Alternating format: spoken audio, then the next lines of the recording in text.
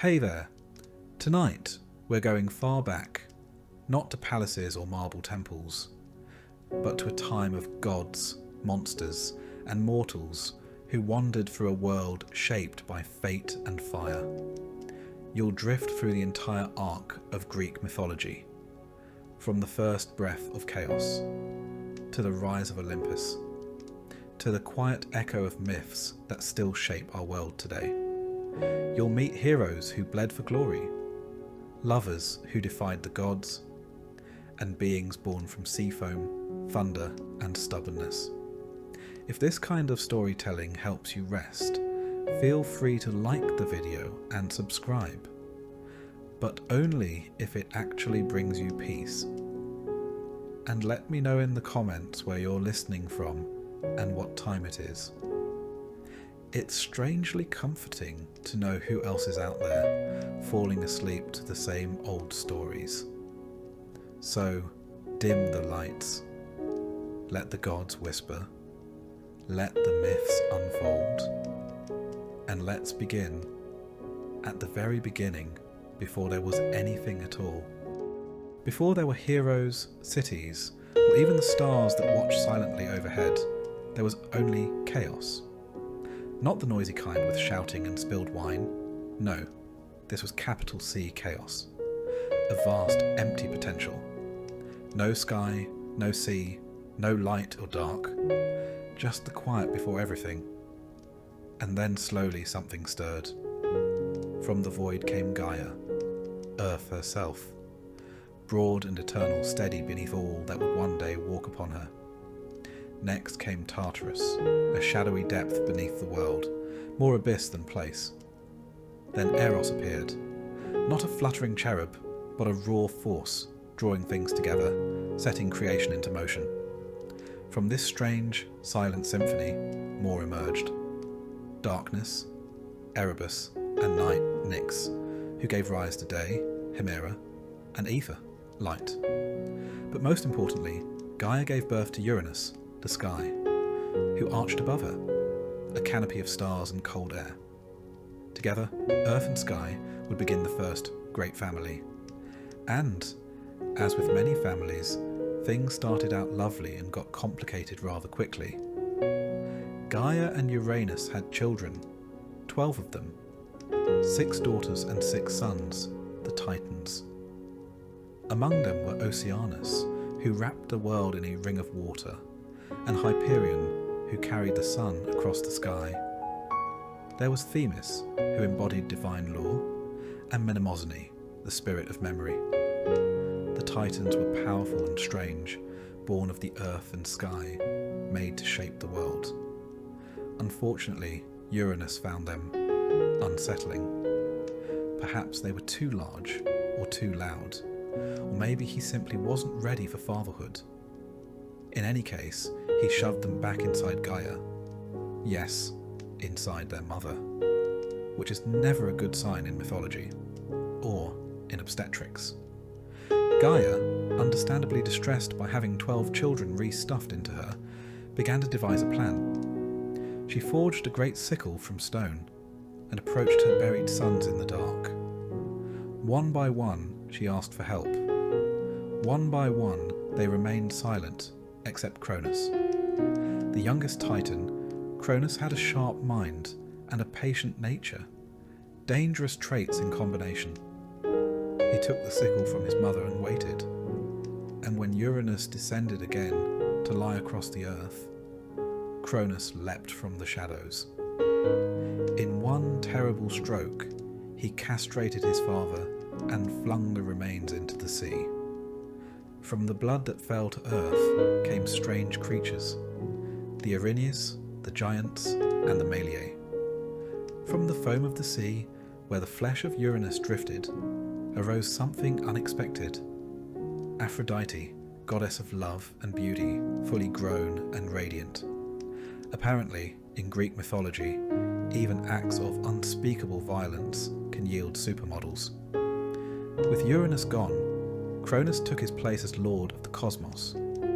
He freed his siblings and ruled over what would be called the Golden Age, a time when humans, newly formed, lived without sorrow, and the gods had not yet begun their meddling. But prophecy lingered. Uranus had used his last breath, or whatever equivalent sky possesses, to curse Cronus. He warned that one day Cronus too would be overthrown by his own child.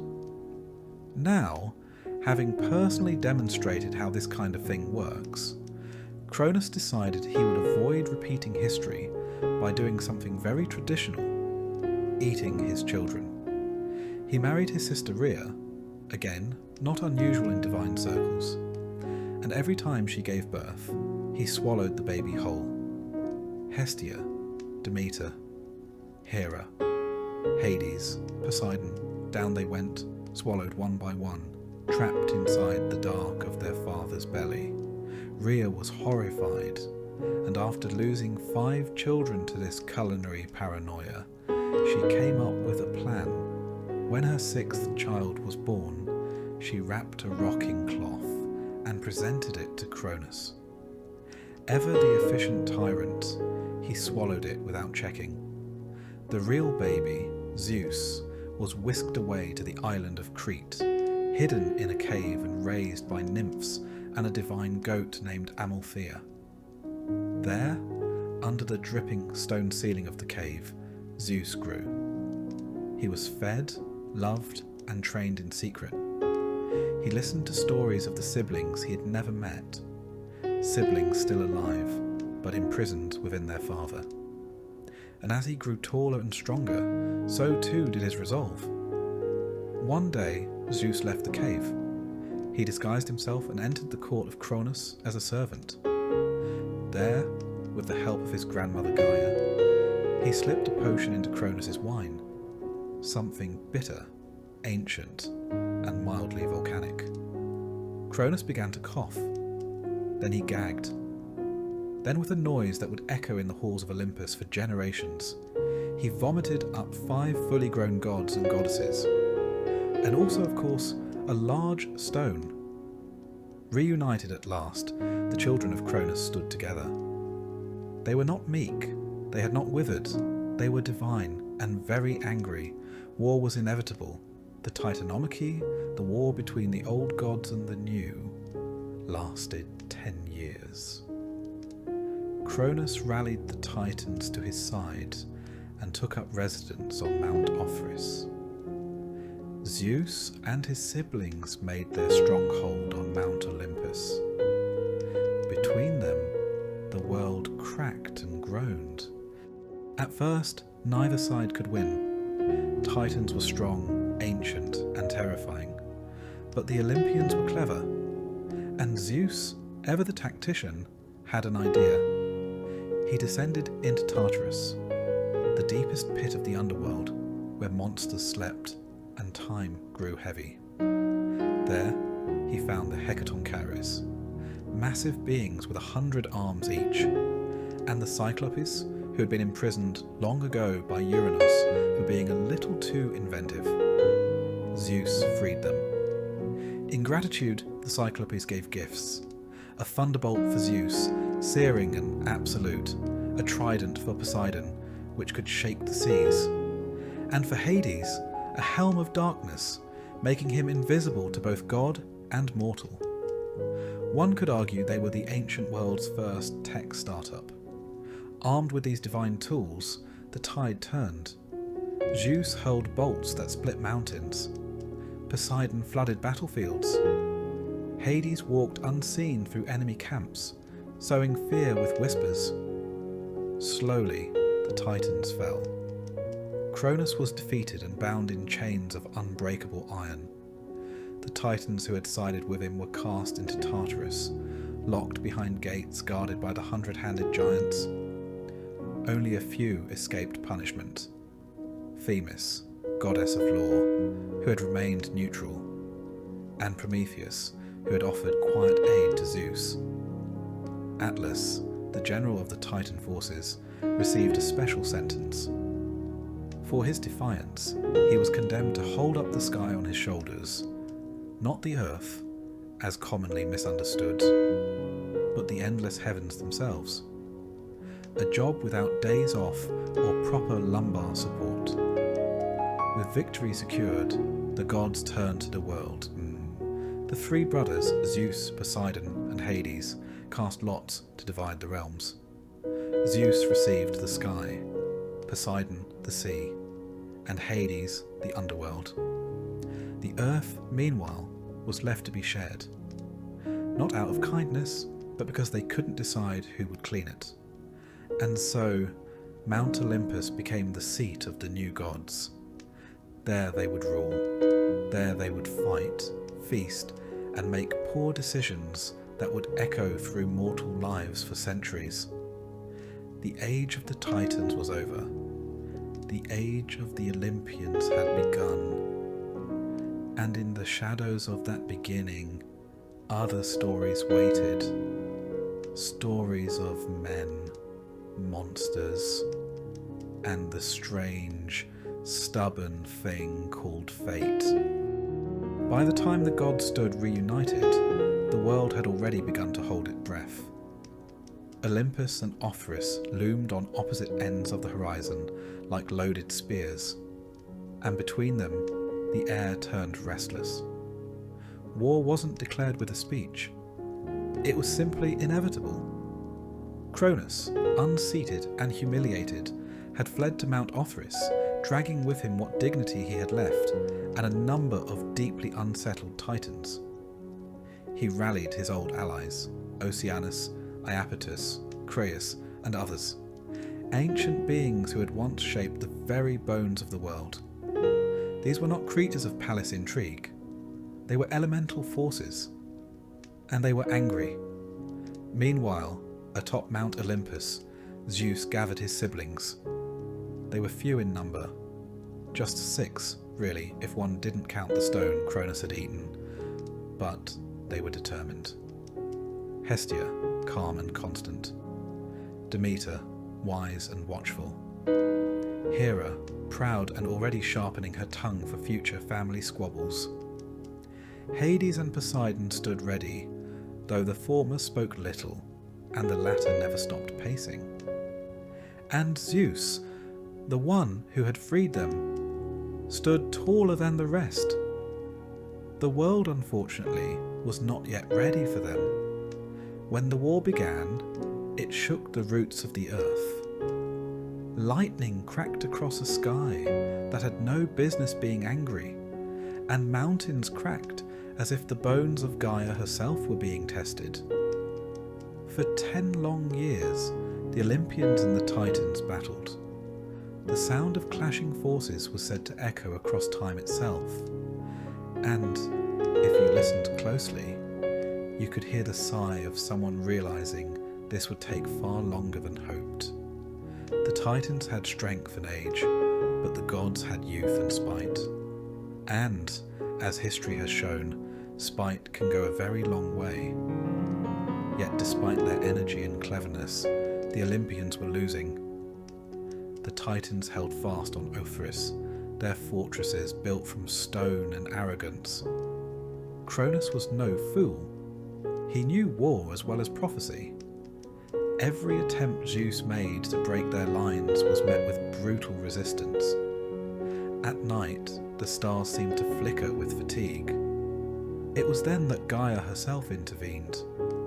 Though the earth had birthed both titans and gods, she had grown weary of endless conflict. The ground was splitting, the rivers ran foul. Even mortals, those fragile little experiments, were beginning to notice that the seasons were a bit off. Gaia whispered to Zeus in his dreams. "If you want to win," she said, "you must go deeper." So Zeus did. He descended into Tartarus, a pit so deep even echoes were reluctant to visit. It was not a place of casual tourism. In its endless blackness, creatures older than fear itself were bound in silence. And there, at the bottom, he found them, the Hecatoncheires. 3 brothers, each with 50 heads and 100 arms, bound in chains that screamed when touched. Uranus had imprisoned them long ago, disturbed by their chaotic nature and the fact that shaking hands required a great deal of coordination.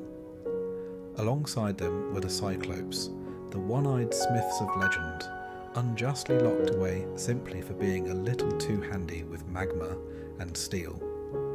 Zeus broke their bonds. The chains crumbled like wet parchment in his hands, and the freed giants rose. The very walls of Tartarus trembled as they stretched, arms unfurling, eyes blinking open for the first time in centuries. They did not speak, they simply nodded. The Cyclopes, grateful and slightly soot-stained, offered gifts. To Zeus, they gave the thunderbolt not just a weapon, but a piece of the sky itself, bottled and waiting to be unleashed. To Poseidon, they gave a trident that could shake the sea down to its bones. And to Hades, they gave a helm of darkness, a crown of sorts, woven from shadow, that would let him move unseen even among the gods. One could say it was their way of saying thank you, though the wrapping paper left much to be desired. With these gifts, the Olympians prepared for a final assault. The battle that followed was not so much a fight as a rewriting of reality. Zeus hurled thunder that carved rivers into mountainsides. Poseidon cracked open the earth and summoned walls of water to crash against the Titan fortresses. Hades, invisible beneath his helm, slipped behind enemy lines like a whisper. No door was safe. No thought was private. Even time seemed to pause and take notes. Cronus fought fiercely, sickle in hand, teeth bared in the stormlight. He had ruled the cosmos and tasted fear. He would not go quietly. But power, once wrested from the hands of the old, rarely returns to them. And slowly, inevitably, the tide turned. Zeus struck him down. Not with a flourish, not with a speech, just one blinding strike of a sky-forged fury, and the Titan King fell. With Cronus defeated, the rest of the Titans began to break. Some tried to flee, scattering like crows before a fire. Others dropped their weapons and knelt, hoping surrender might soften the sentence. Most were cast into Tartarus, chained behind walls of black stone, watched eternally by the Hecatoncheires. The punishment was neither swift nor particularly poetic, but it was effective. A few were spared. Prometheus, who had whispered guidance to Zeus when no one else dared. Themis, who had stood aside and measured justice even as her kin roared for blood. These were allowed to walk free, if only because Zeus was pragmatic enough to keep useful minds close. Atlas, however, was singled out. For his leadership, for his refusal to bend, he was given a special punishment: to stand at the edge of the world and hold up the sky itself. Not the earth, as many mistakenly believe, the sky. An infinite ceiling with no end and no ceiling fan in sight. To this day, he holds it still, with poor posture and no thanks. With the war ended, the gods stood among the wreckage. They had won, but there were decisions to make. The world could not remain unclaimed. And so, the three brothers drew lots. Zeus claimed the sky, the winds, the clouds, the rolling thunder, and the vault of stars. Poseidon took the sea, the depths, the storms, and all that swam or drowned within. And Hades, quietly and without protest, accepted the underworld, a place of shadows and silence where the souls of the dead would wander. He did not complain, nor did he smile. He simply nodded. Some roles choose their bearer. The earth, curiously, was left to all, or perhaps to none. The gods would walk it. So would mortals. But it belonged to neither. With dominion divided, the gods made their home atop Mount Olympus, a place high above mortal reach, where storms danced and the air was thick with ambrosia. From there, they would rule. But peace did not settle immediately. Scars remained, resentment lingered. And even in their triumph, the gods were still young. Divine, yes, but prone to jealousy, pride, and an occasional poor decision involving mortal lovers. Still, a new age had begun. The age of Titans was over. The age of Olympians had risen. And while the thrones were now filled, the story was only just beginning. With the Titans defeated and the cosmos divided, the dust of war began to settle across the battered face of the world. Olympus stood untouched by the violence, or perhaps simply indifferent to it, rising high above the clouds, a peak of impossible beauty where mortal storms dared not tread. And it was here, amid marble halls and eternal sunrises, that the new gods began to build their rule. The Olympians were not many in number, but they were loud, bright, and impossible to ignore. They didn't ask for attention, they radiated it. And now, with the realms of sky, sea, and shadow neatly divided among the three brothers, it was time for something far more complicated: governance. Zeus, now king of the gods, took up his throne atop Olympus with all the grace of someone who had just invented the concept of rulership 5 minutes ago, and was fairly certain he was excellent at it. He was a god of thunder, yes, but also of law, order, hospitality, and, curiously, justice. Although the latter would soon prove to be more of an optional suggestion. With his thunderbolt in hand, and his beard growing increasingly dramatic, Zeus declared the new age begun.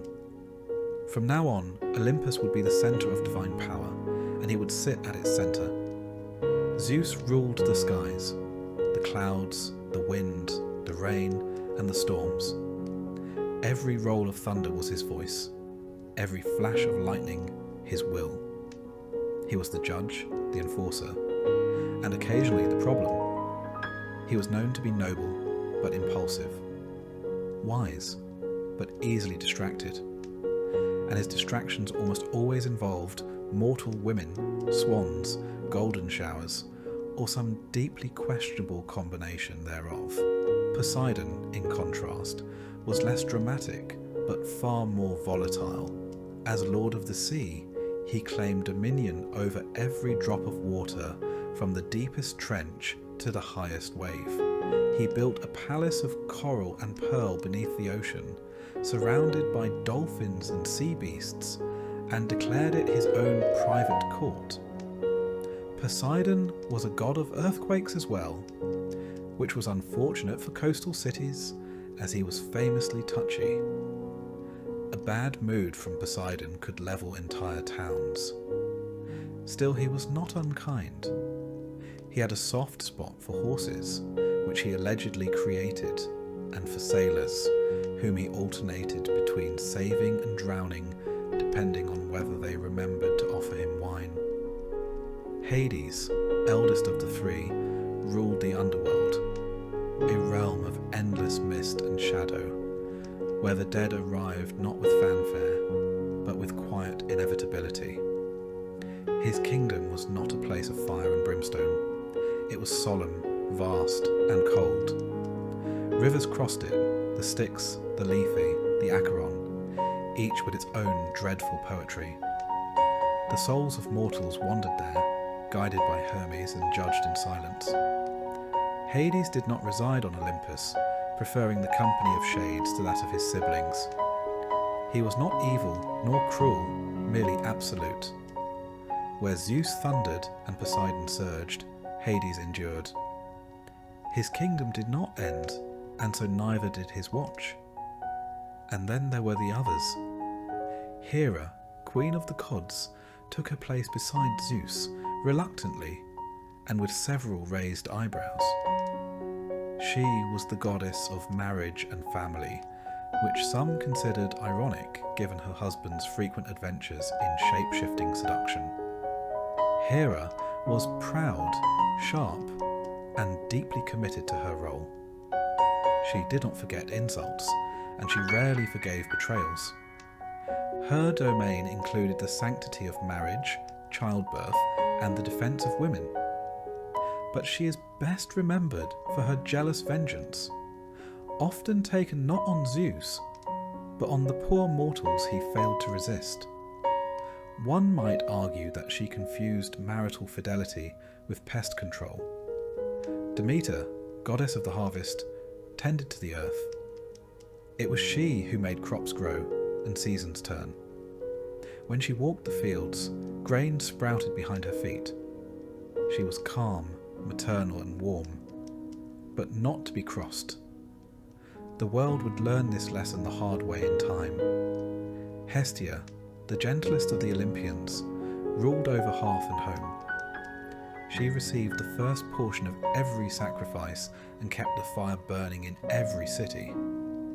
She avoided the intrigues of her more theatrical siblings and remained steady, the one constant in a family of shifting tempers and sudden storms. And then came Athena, born fully grown and armoured from Zeus's skull, a detail best left unexamined. Athena was the goddess of wisdom, war, and crafts.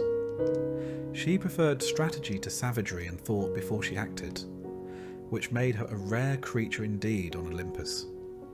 She carried the aegis, a shield bearing the head of Medusa, and advised kings, heroes, and anyone who could tolerate being corrected mid-sentence. She was one of 3 virgin goddesses, sworn to no man, mortal or divine. Not that many would have dared try. Apollo and Artemis followed. Twins, radiant and deadly in their own right. Apollo was the god of the sun, music, prophecy, and medicine. He played the lyre with divine perfection and occasionally used it to taunt people into becoming animals. His oracle at Delphi would soon become the most famous voice of prophecy in the world, even if her delivery left much to be desired in the clarity department. Artemis, his twin, ruled the moon, the hunt, and the wild places of the world. She walked beneath the trees with her bow and her hounds, guarding animals and young girls alike. Like Athena, she rejected the company of men, and, like Athena, reacted poorly when disturbed at bath time. Ares, the god of war, arrived with less fanfare but far more shouting. He represented the raw chaos of battle, blood, rage, and clanging armour. Where Athena was war's strategist, Ares was its tantrum. He was strong, loud, and frequently wounded in embarrassing ways. Even Zeus found him irritating, so did everyone else. Then came Hephaestus, god of fire and the forge. Born lame and cast from Olympus by his own mother, Hephaestus learned to create beauty from pain. His hands forged the weapons of gods and heroes. He built automatons of gold and crafted palaces of impossible engineering. Despite his brilliance, he was married off to Aphrodite, which led to precisely the sort of drama one expects when a quiet engineer marries the goddess of desire. Aphrodite, born from sea foam and divine scandal, ruled over love, beauty, and mischief. She could bend hearts like reeds and used that power liberally. She was captivating, vain, and occasionally vindictive. Her affairs were legend, as were the reactions of those she scorned. Cupid, or Eros, was her frequent companion, firing arrows of affection at mortals who usually didn't appreciate the timing. Then there was Hermes, the messenger god, the trickster, the traveller. Hermes wore winged sandals and carried a caduceus. He was the god of boundaries, thieves, merchants, and speech. He could move between worlds with ease and talk his way out of nearly anything. He was clever, fast, and entirely too pleased with himself. And lastly, Dionysus, god of wine, revelry, madness, and theatre. He arrived late to Olympus, but with great enthusiasm. His festivals would soon sweep across Greece like wildfire, equal parts joy and delirium. Dionysus was both freeing and dangerous, the thin line between celebration and frenzy. Together these 12, and a few rotating extras, became the Olympians. They were gods, yes, but also a family. A dysfunctional, vengeful, hilarious, and deeply theatrical family. They shaped the weather, fate, love, and war. They raised empires and doomed heroes. And they quarrelled, constantly. One might say the only thing more powerful than their divine abilities was their collective inability to mind their own business. But they were not distant. Unlike other gods who sat silently in unreachable heavens, the Olympians walked the earth. They took sides in battles, guided ships, whispered to poets, and occasionally turned people into shrubs. They were worshipped in temples, honoured with sacrifices, and cursed in private. Every city had its patron, every home its altar. And though they ruled from a mountain wrapped in cloud, they were, in spirit, very close. Olympus had risen. The gods had found their seats. And across the earth, the stories had only just begun. After the dust of the Titanomachy had settled and the last thunderbolt echoed off the mountaintops, Zeus and his siblings assumed their roles as rulers of the cosmos. The universe had been divided. Zeus took the heavens, Poseidon claimed the seas, and Hades was given dominion over the underworld. With the Titans banished to Tartarus and the Olympians seated on their thrones, a new age began. The sky crackled with divine energy. The sea stirred under Poseidon's command. And deep below, the spirits of the dead began their long march through the misty halls of Hades. The earth, however, was eerily quiet. There were mountains, yes, vast and majestic. Rivers and forests teeming with life. Seasons turned in elegant cycles. Birds sang, and wild beasts prowled the land. But something essential was missing. There was no intelligence gazing up at the stars, no stories told by firelight, no fear or reverence directed toward the heavens. The gods had their kingdom, but no audience. Prometheus, the Titan whose name meant forethought, saw this void and felt it more acutely than any other. Where others had been content with power or vengeance, Prometheus had always been drawn to creation. He had fought alongside the Olympians during the war, not out of loyalty, but out of belief in the future they might build. A future, he realised, that was woefully incomplete without mortals to walk the earth. And so he descended from Olympus and wandered through the valleys and across the plains until he reached a quiet riverbank. There, kneeling in the mud, he gathered a handful of clay and began to shape it. Not out of arrogance or ambition, but with the careful precision of an artist and the quiet awe of a parent. He moulded limbs, curved a spine, added fingers to grasp, feet to roam, and eyes that could marvel at the sky. He formed mouths not just to eat, but to question, to sing, to tell stories that would outlive them. When the forms were ready, he breathed life into them. A divine breath, not just air, but spark and soul, thought and fire. These were not animals, they were not gods, they were something entirely new. They were humans. At first, they were clumsy. They stumbled through the forests, confused and curious. They lacked claws, fur, or fangs. They feared the dark, the cold, the howl of wolves. But they learned quickly. They made tools of stone, mimicked the calls of birds, and formed crude shelters from branches and leaves. They were fragile, yes, but endlessly inventive. and to Prometheus, they were magnificent. Zeus, however, was less impressed. From his golden throne on Olympus, he looked down at these new creatures and scowled. "They look like us," he said, voice thick with suspicion. "They were inspired by us," Prometheus replied evenly. "They're weak. Look at them. They don't even know how to survive a frost. They can learn. They shouldn't be learning. They should be worshipping," Zeus muttered. Prometheus said nothing. Zeus frowned. "Don't give them too much. Let them remain grateful." Prometheus nodded outwardly, but in his heart he disagreed. He continued to watch his creation, and what he saw troubled him. The humans cowered in caves when night fell, trembling in the cold. They ate their food raw, risking sickness. Their lives were short, their progress slow. What they needed, Prometheus knew, was fire, but fire was forbidden. It was divine, reserved for Olympus alone. It burned in Hestia's hearth, in Hephaestus' forge. No mortal was allowed to touch it. Zeus had declared it so, and his word was law. Prometheus stole it anyway. One night, while Olympus was shrouded in sleep and starlight, Prometheus crept to the hearth of Hestia.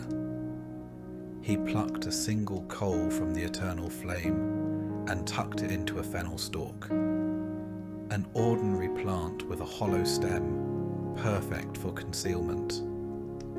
He slipped away, descending from the heavens with his precious, smouldering gift. When he gave it to humanity, the world changed. With fire, they transformed the night. They warmed themselves, cooked food, and forged stronger tools. They began to gather around flames and tell stories, to pass on knowledge, to dream. Smoke rose from their hearths like prayers. Fire became a symbol of everything that made them different from beasts, everything that hinted at the divine within them. Zeus was furious. "You gave them fire!" he roared, lightning crackling at his fingertips. "They needed it," Prometheus said. "They will challenge us. They will forget to fear. They will flourish." Zeus saw no wisdom in those words, only defiance. As punishment, he ordered Prometheus to be seized and chained to the highest, most desolate peak of the Caucasus Mountains.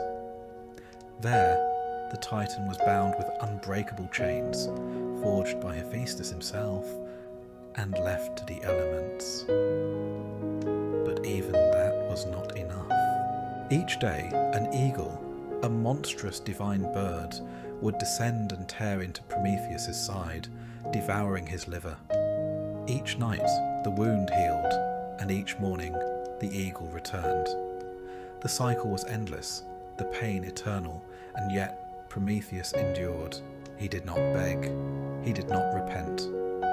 For in the far distance, he could still see the smoke of fires rising from human villages. His suffering, he believed, was a fair price. But Zeus was not finished.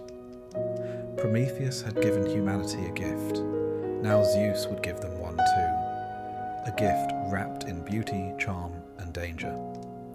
He called upon Hephaestus once more, and the gods fashioned a woman from clay. She was shaped with care and gifted by each Olympian.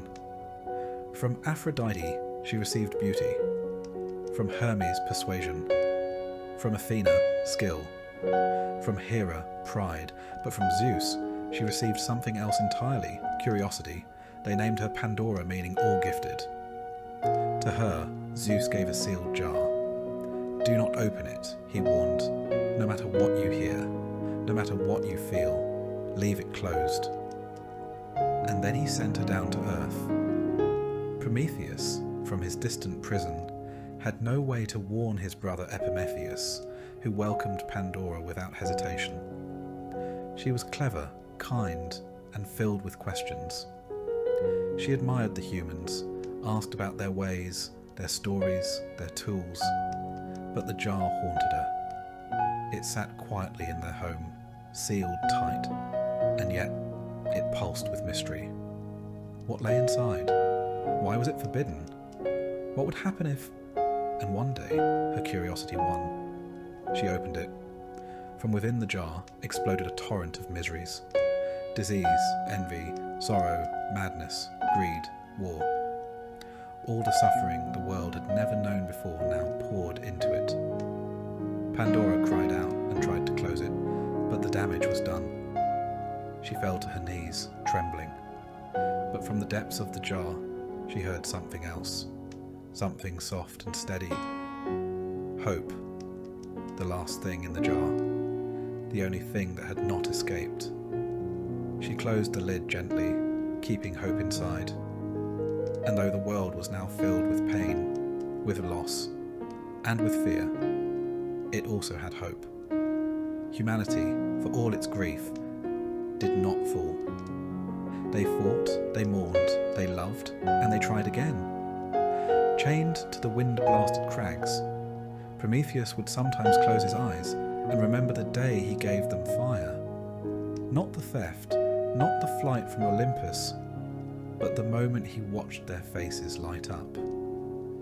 He remembered how one child reached out to touch the flame and quickly pulled back, laughing, eyes wide with awe. He remembered the old woman who used it to cook food for the first time, the astonishment on her face when she realized the tubers didn't taste like soil anymore. That was the moment he knew he had done the right thing. The humans, meanwhile, evolved quickly. Fire allowed them to settle, to cook, to forge tools from bronze and iron. They began to sing, not just out of fear or grief, but joy. They created rituals around fire, danced beside it, married before it, whispered secrets into its embers. Their societies grew, crude but determined, with fire at the heart of every village. And Pandora, she was not wicked. She had not opened the jar out of malice. She had wept, not just for the pain she had released, but for the betrayal she felt. From the gods who had made her a weapon, from the silence of the heavens when she cried out. But hope had spoken to her too. Not in words, but in warmth, in stillness. It reminded her that even if she had been used, she was not beyond forgiveness. Zeus, in time, came to realize the humans would not be wiped away. They were tenacious. They prayed, they cursed, but they kept building. And their fires never went out. By the time Zeus had secured his place on the throne of Olympus, one might have hoped he'd settle into the routine of celestial leadership, passing judgment, throwing the occasional thunderbolt, maybe hosting a divine banquet or two. Instead, Olympus quickly became less a seat of power and more a swirling court of rumours, jealousies, and very loud arguments. At the centre of it all stood Zeus, king of the gods and serial destroyer of trust. For all his power and wisdom, Zeus had one consistent weakness: mortal women, and nymphs, and goddesses, and occasionally things that only looked vaguely like women. His tastes were eclectic, his disguises inventive, and his timing, by all divine accounts, terrible. But the one being who could never quite overlook these indiscretions was his wife, Hera, queen of the gods, goddess of marriage, and patron of eternal grudges. Their marriage was, in the politest terms, an ongoing diplomatic crisis. To understand Hera's fury, one must understand the scale of Zeus's extracurricular activity. He did not simply flirt. He transformed himself into golden rain, bulls, swans, and clouds, all to pursue love or lust, depending on your interpretation. Each affair left behind not only a trail of divine gossip, but a legacy of demigods, heroes, and mortal tragedy. Take Io, for instance, a priestess of Hera herself.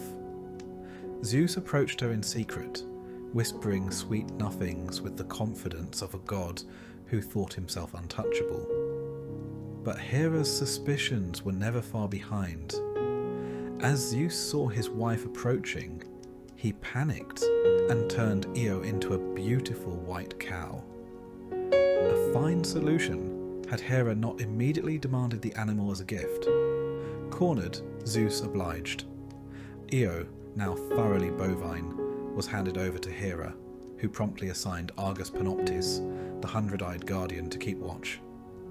To free Io, Zeus enlisted Hermes, who lulled Argus to sleep with music before killing him and releasing the poor girl. Hera, naturally, retaliated by sending a gadfly to torment Io endlessly, stinging her into a frantic journey across the known world. Io's footsteps carved place names into maps: the Ionian Sea, the Bosporus, and though she would eventually reach Egypt and be restored to her human form, her tale was never quite forgotten, nor was Hera's wrath. Another of Zeus's better-known pursuits was Leto, a gentle titaness who bore a quiet dignity and very little interest in becoming the centre of a divine scandal. But when she became pregnant with Zeus's children, twins no less, Hera flew into a fury. She decreed that no land under the sun should give Leto sanctuary. The desperate mother-to-be wandered from island to island, turned away by cities and shores alike. Finally, she arrived at the floating island of Delos, a place not tethered to the earth, and thus exempt from Hera's curse. There, after 9 agonizing days of labor, Leto gave birth to Artemis and then Apollo, 2 of the most influential gods of Olympus. Hera had tried to delay their entry into the world.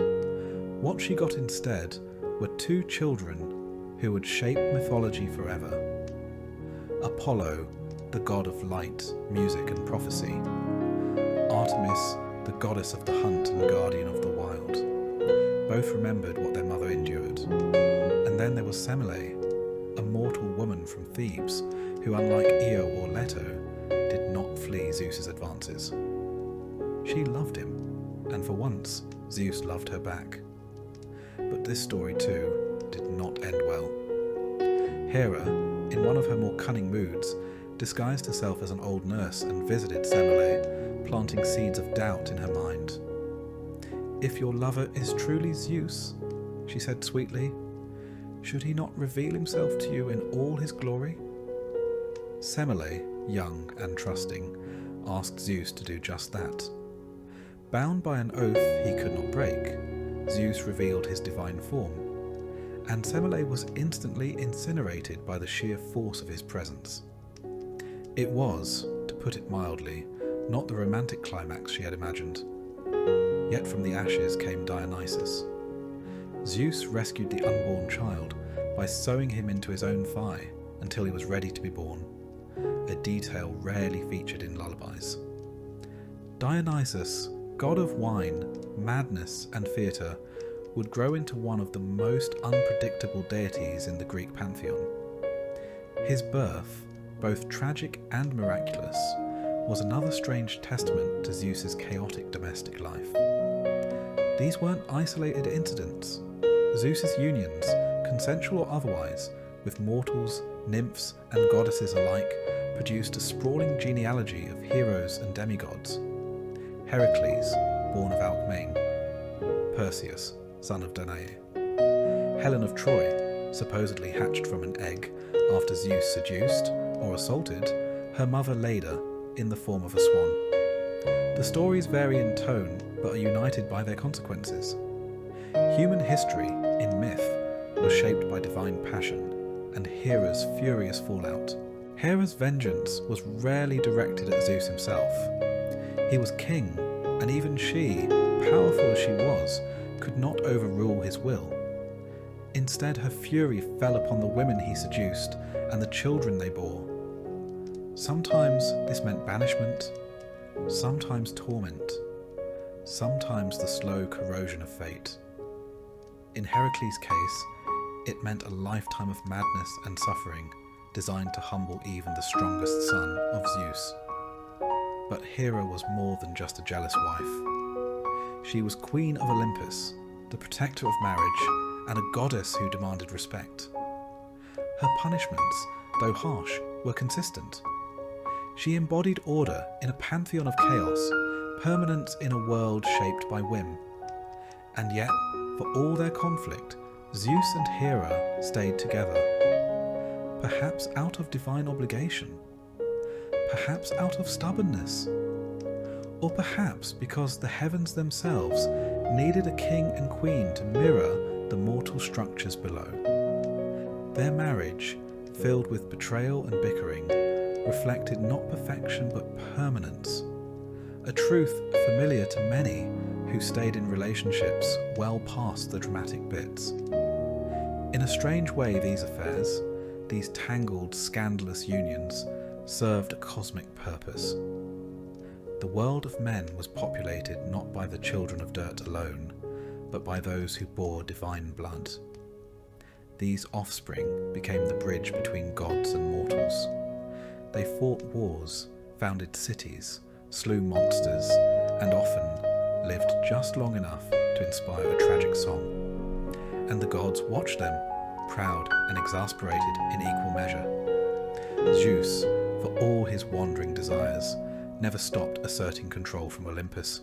Hera, for all her grievances, never relinquished her crown. Their disputes became divine theatre, shaping weather, politics, and fate. One thunderbolt from Zeus might signal a divine tantrum. One withering glance from Hera could doom a kingdom. And mortals, those unlucky enough to fall into their drama, rarely escaped unscathed. So the gossip of Olympus continued. Mortals whispered about gods falling in love and being punished for it. Nymphs avoided cloud-shaped strangers. Kings built temples in Hera's name, hoping to avoid her ire. And the world spun on, tangled in the affections and fury of its heavenly rulers. For all the chaos Zeus caused, and for all the revenge Hera unleashed, there was one constant. Their stories lived on. Told in temples and whispered around hearthfires, they became the myths that explained not just thunder and childbirth, but betrayal, jealousy, and the strange persistence of love. And somewhere, high on Olympus, or hidden in the clouds, Zeus likely smiled at another mortal girl, and Hera sharpened her stare.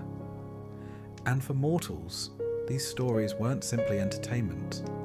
They were cautionary tales, moral blueprints, and strangely comforting explanations for the unexplainable.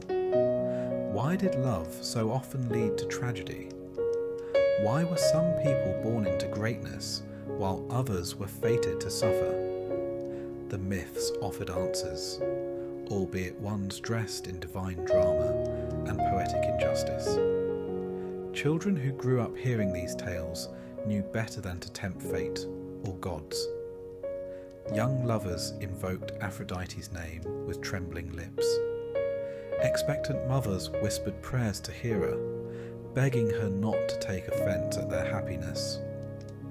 Farmers left offerings at roadside shrines, not just for harvest, but in hopes that their daughters might be spared the attention of wandering gods. And yet, despite the pain in these tales, there was something beautiful in them too. Even the gods, for all their power, were tangled in longing and fury, guilt and pride. They hurt each other. They stayed in messy marriages. They mourned what they destroyed. It made the cosmos feel less like a cold, perfect machine, and more like a mirror. One where human hearts could recognize their own flaws in celestial form. For all their immortal glory, the gods were never far from mortal emotion. And that perhaps is why we still tell their stories. By the time the gods had firmly established their places atop Olympus and etched their names into temples and myths across the Greek world, one question still lingered among mortals and immortals alike. Who, among all these divine beings, would guide civilization forward? not just with strength or power, but with wisdom, skill, and something more lasting than conquest. The answer, as it turned out, would emerge not through war, but through a contest. At the heart of this tale was a fledgling city, a coastal settlement nestled between rocky hills and the sapphire waters of the Aegean. The people who lived there were resourceful but uncertain. They had stone, they had salt, they had sun, and they had gods. What they needed was a patron, one who would watch over them, protect them, and give their city a name worthy of the ages. Two gods stepped forward. The first was Poseidon, lord of the sea, earth shaker, tamer of horses, and occasional flood enthusiast. He was powerful, proud, and loud. The second was Athena, goddess of wisdom, warfare, weaving, and well-timed restraint. She was calm, calculating, and never one to show off unless it proved a point. They both laid claim to the city, and rather than plunge the heavens into yet another divine quarrel, the gods agreed on a challenge. Whichever deity could offer the more useful gift to the people would earn the city's devotion. Poseidon, never one to wait his turn, strode into the heart of the city square and raised his mighty trident. With a dramatic flourish, he struck the rocky earth. The ground trembled, lightning split the sky for flare, and from the stone burst forth a magnificent spring of water. The crowd gasped. The spring sparkled in the sunlight, cool and clear. Then someone took a sip. It was salt water. Poseidon, god of oceans, had given the city a salt spring. To his credit, it was a beautiful salt spring, glimmering, mysterious, perhaps even good for exfoliating. But as the people tasted it and began coughing politely into their togas, it became clear that salty drinking water was less of a blessing and more of a cautionary tale. Athena waited for the murmurs to fade. Then with quiet grace, she stepped forward. Kneeling beside the parched soil, she pressed her fingers to the earth. From that spot, a small shoot emerged. It grew, slowly, gently, until it became a sturdy olive tree, its leaves catching the breeze, and its branches heavy with promise. The people gathered close. They tasted the olives, pressed them into oil, rubbed it on wounds, burned it in lamps. They marvelled at the tree's shade, its fruit, its longevity. No theatrics, no thunder, just a tree, a future. The gods judged Athena the victor, and the city was named Athens in her honour. It was a turning point, not just for one city, but for the whole mythological landscape. While Poseidon returned to his waves, Athena became a symbol of something new. Intellect over impulse, patience over bluster, growth over spectacle. But Athena was never just the goddess of cleverness. She embodied practical wisdom, knowledge applied. She was the patron of architects and strategists, of artisans and thinkers. She didn't just win wars, she prevented them, or at least ensured they were fought wisely. She also had a talent for invention. The bridle, the ship, the chariot, all innovations guided by her unseen hand. Music, mathematics, philosophy, her gifts shaped them all. While Ares roared across battlefields, Athena quietly built the city that could outlast the war. Still, for all her restraint, Athena was not immune to pride. This brings us to the story of Arachne. In a small town far from Olympus, a young woman sat at a loom. Her name was Arachne, and her weaving was extraordinary.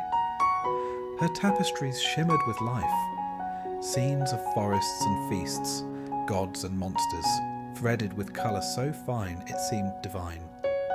People travelled for miles to see her work, and Arachne welcomed them with quiet confidence. Until one day she began to boast. "They say Athena taught me.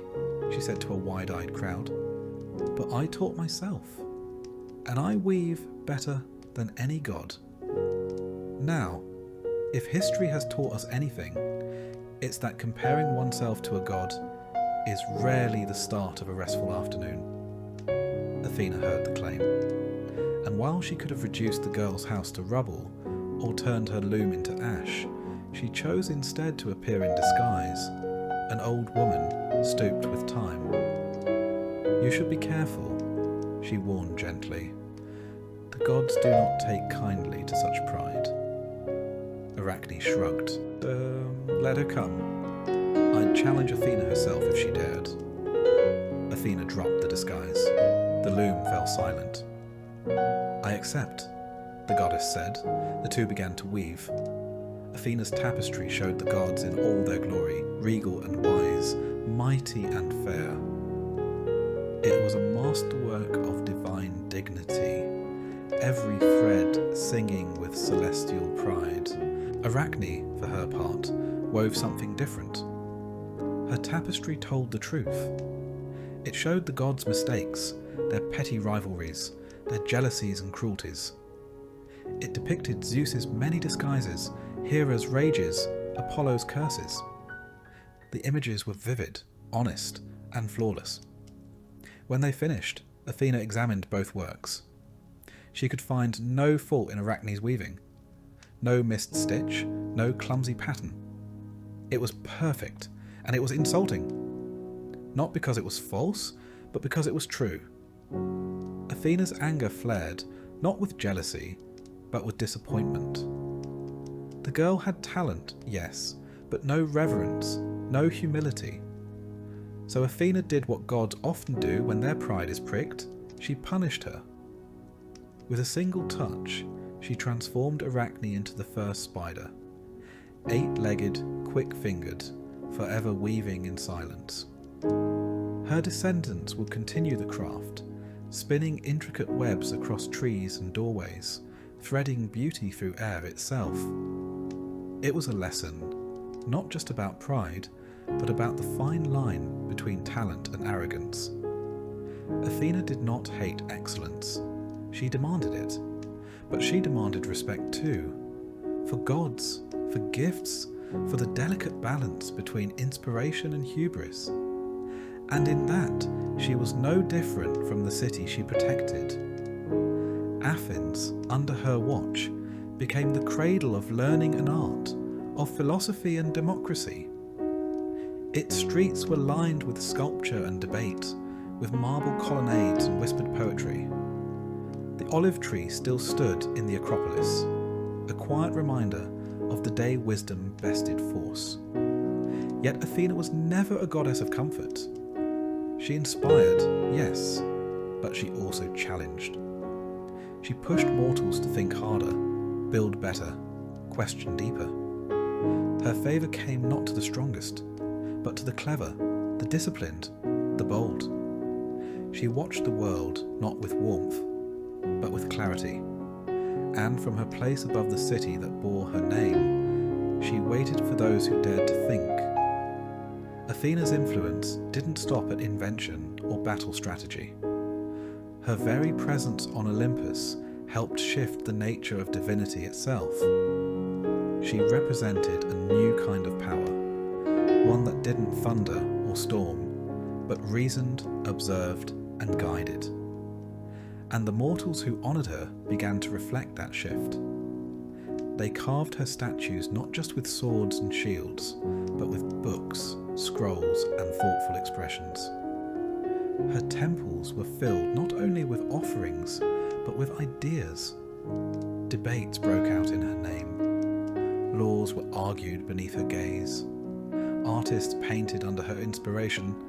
Mathematicians named theorems in her honour.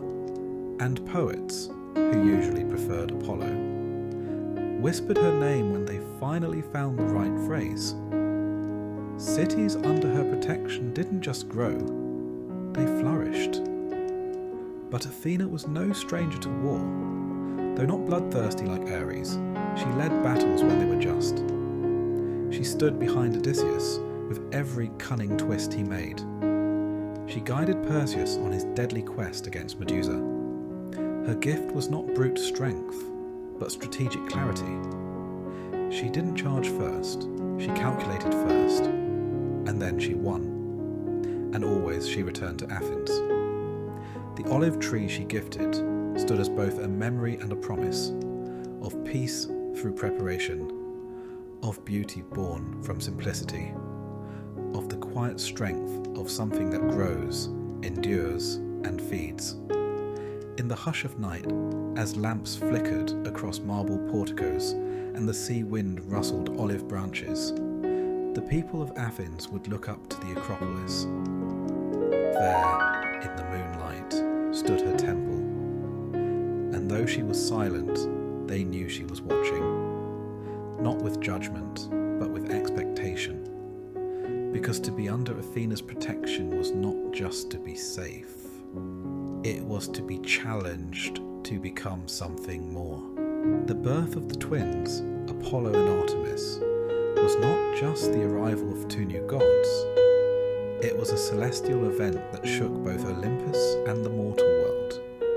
Born to the Titaness Leto after a grueling 9-day labour and a lengthy game of divine keep-away orchestrated by Hera, these siblings were destined to embody both light and shadow, grace and vengeance.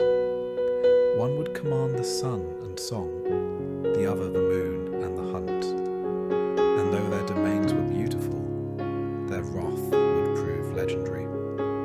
Apollo emerged first, radiant, golden, charismatic.